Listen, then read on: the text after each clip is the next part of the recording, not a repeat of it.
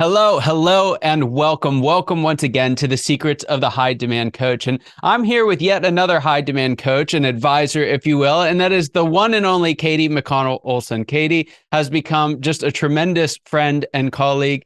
There's no one that is as driven as Katie. You're going to hear that come through in everything that she says here. But what's she do? Who's she? So Katie is the founder and CEO of GrowthWise Search Partners. She's a connector. She's an innovator. She's a curiosity ambassador. And her practice brings transformations and solutions that help businesses accelerate both financial and human capital growth.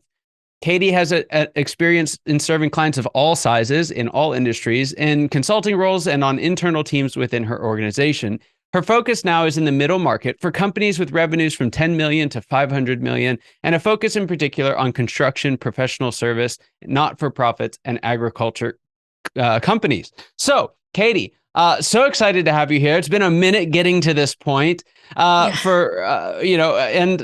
This isn't, a typical kind of coach thing. One of the things that you do, if folks didn't get from the bios, you help find great team members for companies, and you do that exceptionally well, I might add.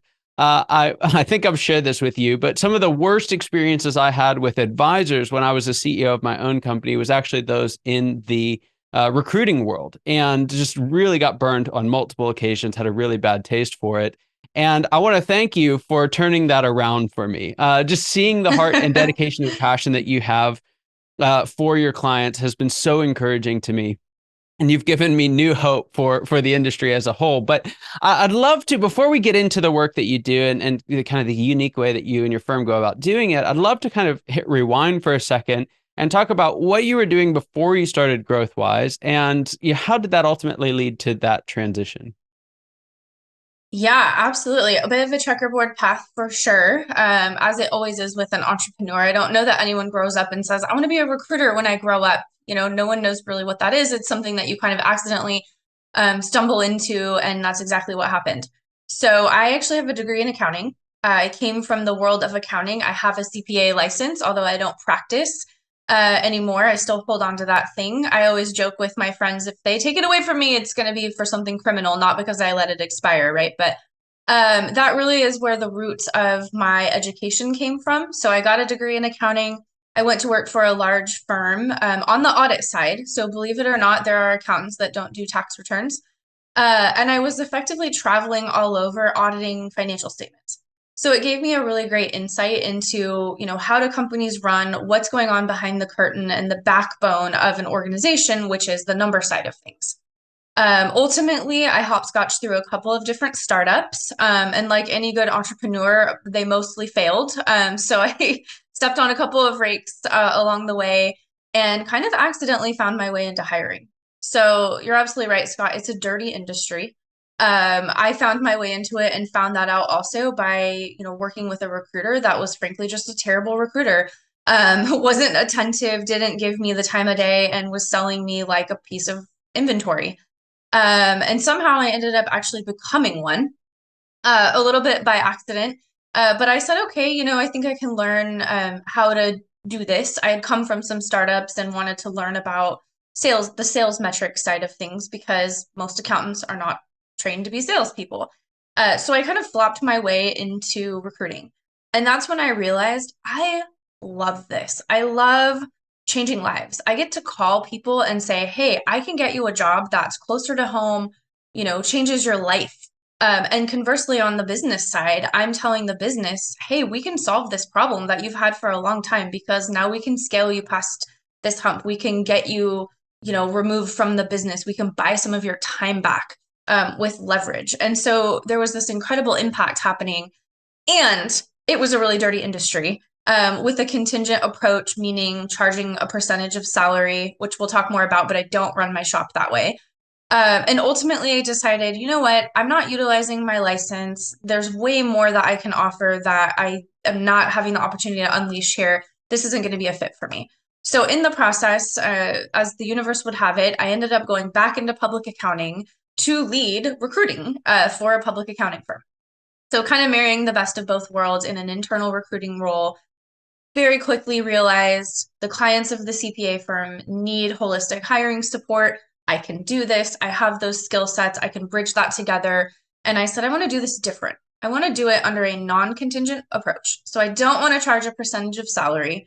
I don't think it's fair to pay a recruiter more for doing the same job and adding the same amount of value just because you also have to pay a candidate more money. It makes absolutely no sense to me why the industry has done and continues to do this. So I said, no, I'm going to do it totally different. We're going to turn it on its side.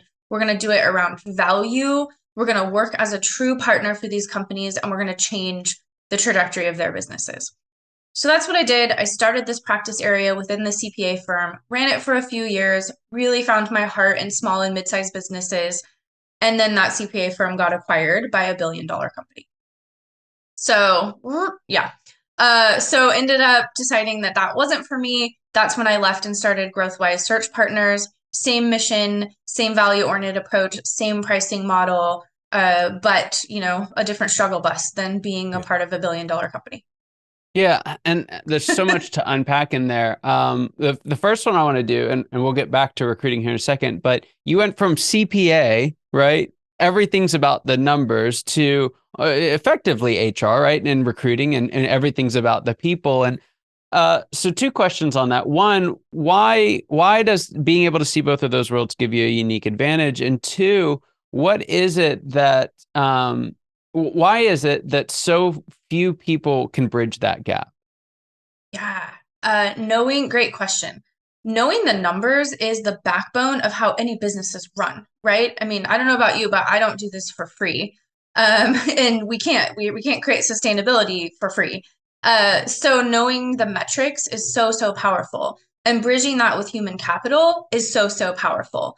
I think, we've got accountants on one side that are, we like to say the CF no, right? They have to be risk adverse, fastidious with money. And then we've got HR on the other side that wants to spend because that's how you engage employees and create retention is you've got to invest money into your most important and oftentimes the largest line item on your P&L, which is your people, right? And understanding both sides of that where we can go, okay, let's look at the ROI of that and those decisions and also look at the people side of that and marry that together. It's why we say that we're in the human capital business and not in the human resources business. Because while we are a resource, I really like to look at it from the perspective of ROI and the numbers. So if you call us and say, Katie, we need to make a hire, my first question is going to be, what is your business objective that you're trying to accomplish with this hire? Because why are we spending money if we're not, accomplishing something with that? Yeah. So I think the marriage of those two and being able to look at the multiple of what, purchasing a tool in the form of an employee is going to generate, those conversations are not conversations that are often had with your human resources team. Yeah. Right. And then the other half of that, of course, is knowing accounting comes in real handy when we're doing accounting hires, right? Right. Now, you position the company, and it's even in the name as partners along the way. And so what's the mistake that folks make when they go out and they just find a recruiter, right? As opposed to finding a partner like yourselves? Yeah, I think there's a lot, right? I have a lot of opinions about this because, as I mentioned before, recruiting does have kind of a stink on it. It's a tough industry. A lot of times the mistake is, hey, recruiter, here's our job description, go bring us humans, and it's sure, I mean, I can sell you resumes. That's not the business that we're in. My job is to really understand what your problems are so I can advise you how to solve that problem. Oftentimes we hear clients start with, well, I need someone that has 5 years of experience with, Sage 300 software. Is that really what you need? Or do you need somebody that can X, Y, and Z? So really we spend some time unpacking that and then we develop a strategy before we just go find people. Oftentimes what a client thinks they need isn't where they end up. I'll give you an example. This morning we gave an offer letter for a controller for a construction company. Started with, we need someone that has done an ERP conversion and that knows construction. The person that we're giving an offer to knows neither of those things. However, is the best fit to really scale the company to double where they are right now, which is where they're going, and be that bridge for the personnel and the employees. So come to find out through that education process, what they really needed wasn't what they thought they needed. And that happens all the time. Yeah. Yeah, it's so true. And looking back at my own mistakes in the space, I expected someone to do that, right? Because that's just how I would have naturally done it. And I didn't realize that what I was getting was, hey, we're going to find you resumes. And so what ended up happening was we didn't ask for the right thing. We didn't even know to ask for the right thing. I mean, I think, and this is true for a lot of folks, the reason you go out and get a recruiter is because you can't recruit yourself, right? Now, that is until that you have someone that you trust, that you realize the dynamic gain from that. But that first time out, there's something flawed about the way you're approaching it. Otherwise, it would probably be a little easier to find somebody. And so, again, what I love about what you're doing and the approach that you and the firm take is helping identify what are those flaws and what we're asking for, so that we're actually asking for the right thing first before we go and spend a bunch of money and a bunch of time trying to cram somebody into a hole that they're just not going to fit. Exactly. And a lot of recruiters will just go try to find you people. Oftentimes, you make a hire anyways, you get lucky. Maybe they're a middle of the road performer, but it warms a chair, right? And if you're approaching something from the perspective of, well, this person is better than an empty chair, okay. But we've all made that mistake, myself included, where you make that decision and then come to find out it wasn't actually better. And now you've got a big mess to clean up, and maybe it would have been better to be more strategic and holistic. Our approach is going to be more strategic and holistic. So you'll find us asking questions like, are you sure you really even need to make a hire? Not to talk myself out of a job, but if we can work with what we've got here and rearrange some things, then it's more of a consulting project for us, and then you don't need us on the sourcing side. Right. Sometimes the issue is that you just need access to more candidates. We've got all the tools and expertise to make that happen too. Yeah. Well, the WHO has declared an official end to the COVID-19 pandemic. So everyone, three cheers. But the effects of that are far from gone, right? They've just radically changed the way that both employers and employees work, find each other, everything about this world that you're dealing with day in and day out. What are a few things that companies really need to pay attention to right now when they're going on the search for top talent?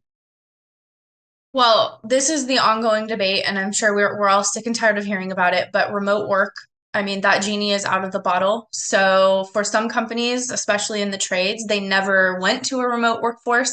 Say what you will about that. However, for certain types of roles, especially those back office, for example, administrative and accounting, it's become very difficult to find talent for companies asking for 100% in office.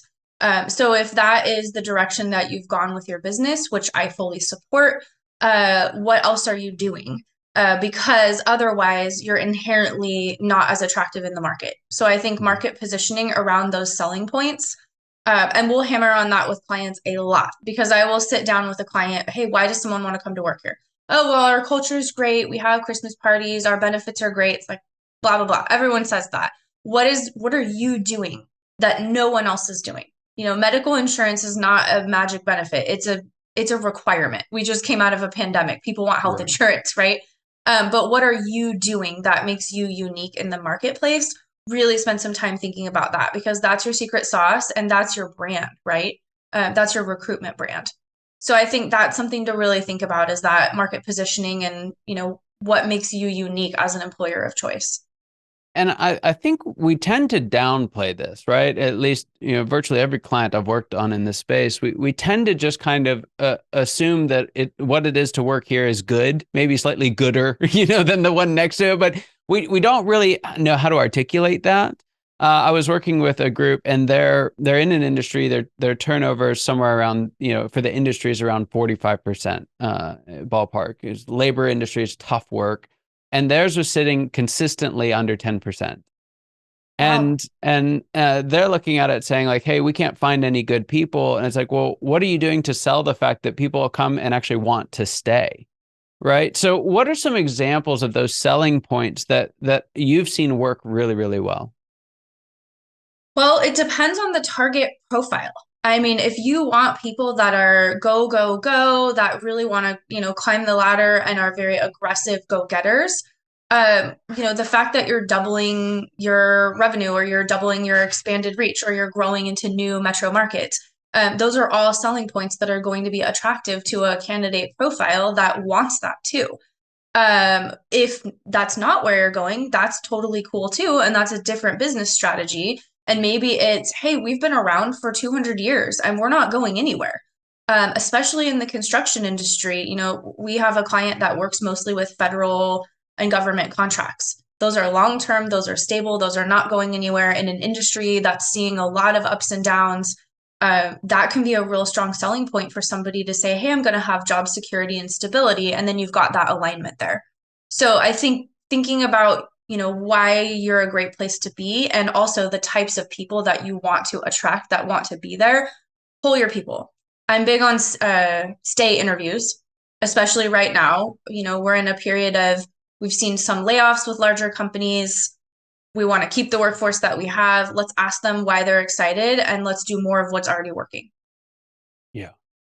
Yeah. And so what would be a couple, someone's never done a stay interview, right? Maybe they're not even that great at doing exit interviews. And we're still working on doing great incoming interviews, but they're like, okay, I see it. Like so much has changed. It's been a long time since we stopped looking. Is a stay interview at like their annual review? How do those differ?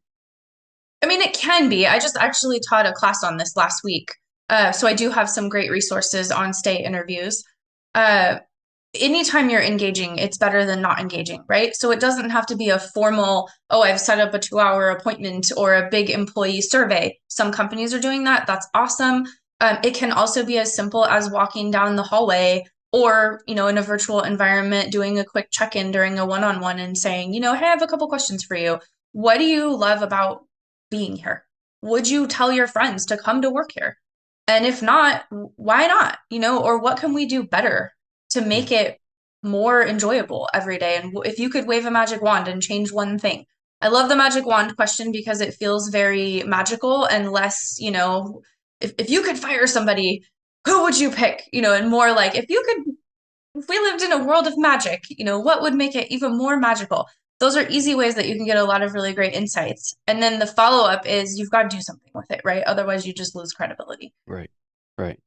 Yeah, that's so good. And I want to shift gears just slightly because we've got a decent part of our audience that maybe they're not on the business owner leader side of this thing, but maybe they're out there and they're considering, changing their careers. They're actively looking for a job. What are a few things that you're seeing in the market that can really help set them apart? Yeah, I think follow-up, especially for small and middle market companies. For the really, really big companies, of course, you're kind of going into a database. It's all about, customizing your revenue, putting those keywords in there that match the job description, getting real custom. For the smaller companies, follow-up goes such a long way. I've had a couple of examples where a candidate got passed over. They came back and talked to one of my recruiters and just said, hey, I saw that you sent me a decline. That's fine. I'm just curious why, because I have this, this, and this. Well, that we didn't see that come through on your resume. We didn't know that, it looked like you were in Tennessee and we're hiring in Texas. So give us a little bit more intel, but that follow up and opening up that line of communication can go a long way. And we do notice as well. If you're aggressive, we pay attention. I had the candidate we gave an offer to this morning. She sent a thank you note to the client on last week and said, I really want this job. And that bluntness of we have a hungry person that is really excited about opportunity and really wants this was what really won them over. And I think that goes straight to the heart of kind of a lie that's going on out there is, well, businesses need you and just, it's an employee's market, right? But if you want to take ownership of getting the job, right? Like the one that you really want, I think that we have to be careful not to just buy into this, like, oh, there's plenty of opportunities out there. They have to bend to me. And I think even if it is an employee's market, right, or a candidate's market, I think those little things that you can do to set yourself apart give you the opportunity between, something that maybe you're going to want to leave in a year or two, right, or something that you can really sink your teeth into and commit to for the long haul. And it's not an employee's market anymore. I think we've got some kind of parity happening. And I'm feeling a shift big time that we've seen in the past couple of months. In California, these big, big companies are doing a ton of layoffs in the tech space, which doesn't really help small and middle market companies. Frankly, it's a completely different skill set. It's a different type of candidate. So it's not really doing anything for the talent shortage. But what it is doing is shifting salaries. And I'm seeing employers take back a bit more control I'm seeing that across the board, across metro markets, across the US, and across types of positions. So, arguably, I don't know that it's completely an employee market anymore the way that it was a few years ago. Yeah. Yeah, it's so good. Okay, so I want to ask this question I ask all my guests, and it's this. What's the biggest secret that you wish wasn't a secret at all? What's that one thing that you wish everybody listening today knew? I'm going to pull one of my favorite quotes of all time. And if you've heard me speak before, you've heard me say this. If you want things other people don't have, you have to be willing to do things other people won't do. Super simple, but it's one of my favorite all-time quotes. If you want things other people don't have, you have to be willing to do things other people won't do. I think it transcends everything, especially business and especially hiring. People are not just going to line up around your doorstep and bang down your door to come work for you because you're doing the same thing that everybody else is doing. So, what are you doing to set yourself apart? How are you putting yourself out there? How are you taking risks? And how are you doing the work to generate the results that you want in every aspect of your life, and especially in hiring? Yeah, And it's really simple, right? Like, do hard things. yeah, it is. It's one of those things. It's funny. I was talking with a client yesterday, and I was like, "There's simple versus complex, right? And there's simple versus difficult. We have to be really careful with our definition of simple, because if we go after things because they're simple, aka not difficult, we'll miss out on the real work, right? The work that actually matters. However, if we don't do something that's simple, but we do the thing that's complex, we end up just getting washed up in a whole bunch of complexity, and it's nasty. So we have to be really careful with that simplicity thing. When you're going after simplicity, which most business strategies that are the most effective strategies tend to be the simplest, relatively speaking, that's not the easiest, right? And so again, I love that idea of if you want something different, you have to do something different, and don't be afraid of hard work. We could go on about that for a very long time. You and I are on the same page there. So I do want to shift gears on you one more time, though. I'm going to have you take off your advisor hat. You've given us a ton of amazing advice. I'm going to have you put on your CEO hat and talk to us about what the next stage of growth looks like for GrowthWise search partners and what challenges you think you'll have to overcome to get there.